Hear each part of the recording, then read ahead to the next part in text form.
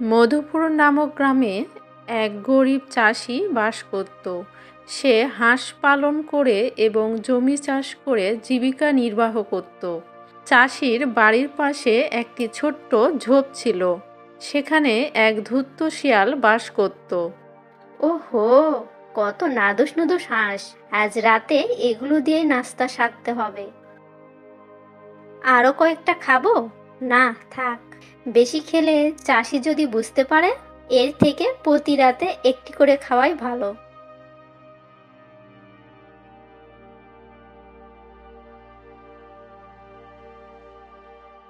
এভাবে শিয়াল প্রতি মাঝরাতে একটি করে হাঁস খেতে লাগলো।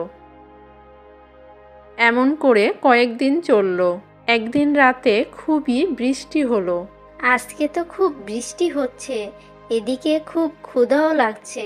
যাই হোক, বৃষ্টি একটু কম হইলে তখন হাঁস খাওয়া যাবে। বৃষ্টি একটু কম হইলে শিয়াল হাঁস খাওয়ার জন্য গেল। কিন্তু বৃষ্টির কারণে মাটি নরম হয়ে গেল আর তার পায়ের ছাপ পড়ল মাটিতে। হাঁস খেয়ে সে ফিরল তার ঘরে। পরের দিন চাষি হাঁস ছেড়ে দেওয়ার জন্য গেল আর যাওয়ার সময় দেখল মাটিতে কার যেন পায়ের ছাপ। দেখি তো হাঁসগুলো সব ঠিকঠাক আছে কিনা। সে হাঁসগুলো সব গুনল, দেখল সেখানে 5টি হাঁস কম। তার আর কিছুই বুঝতে বাকি রইল না। পাজি শিয়াল, আমার হাঁস খাওয়া! দাঁড়া, তোকে তো একটা শাস্তি দিতেই হবে। চাষি শিয়ালকে ধরার জন্য ফাঁদ পাতল। সে গাছের আড়ালে দাঁড়িয়ে রইল, কখন শিয়াল তার ফাঁদে আটকে পড়ে এই অপেক্ষায়। এদিকে প্রতি রাতের মতো শিয়াল আসলো হাঁস খেতে। কোনো দিকে না তাকিয়ে সে সোজা খাঁচার দিকে এগোলো। আর তখন চাষি ফাঁদের দড়ি ধরে দিল এক টান। অমনি শিয়াল আটকা পড়ে গেল ফাঁদে। আমি তো মনে হয় ফাঁদে আটকে পড়েছি।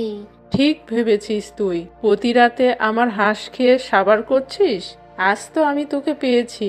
আজ তোকে আমি চরম শাস্তি দেব। চাষি শিয়ালকে বেধড় মারপিট করলো। এতেও চাষির রাগ কমল না।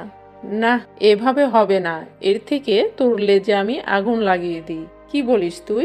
না, এমন করো না ভাই, আমাকে মাফ করে দাও। কিন্তু শিয়ালের কথায় চাষির মন গড়ল না। সে একটা লাঠিতে আগুন ধরিয়ে শিয়ালের লেজে ধরিয়ে দিল। দেখতে দেখতে আগুনটি লকলক করে জ্বলে উঠল।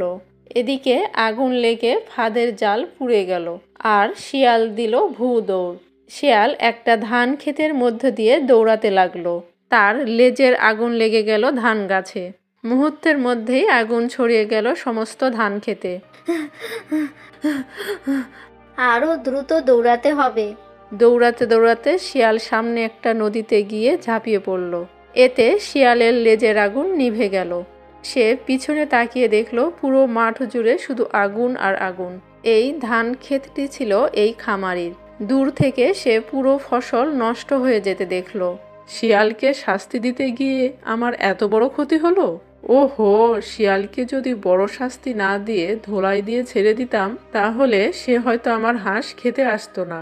সামান্য ভুলে এত বড় শাস্তি দিয়ে আমার নিজেরই তো অনেক ক্ষতি হয়ে গেল। আমার অনেক ক্ষতি হয়ে গেল গো।